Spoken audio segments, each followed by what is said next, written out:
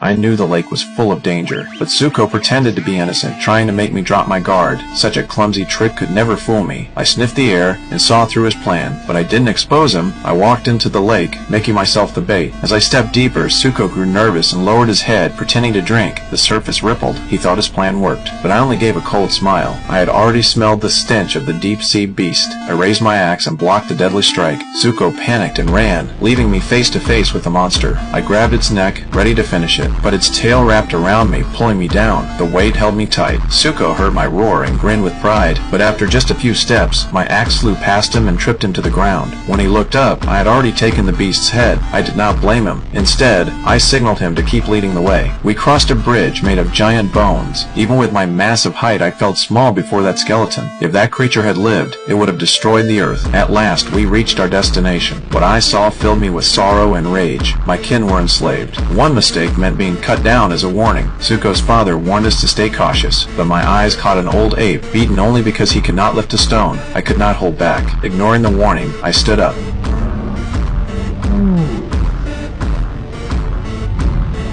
The overseer grew furious. The bald ape twisted the story and rushed to the chief. The Scar King heard someone had entered his domain. His cold eyes opened in the shadows. He stepped out, without a trace of true majesty. He walked to me, studying closely. He saw the false tooth in my jaw and laughed, but as he turned away, he gave a sinister smile. He struck without mercy, kicking Zuko's father into the magma. I roared in fury. The Scar King showed no fear.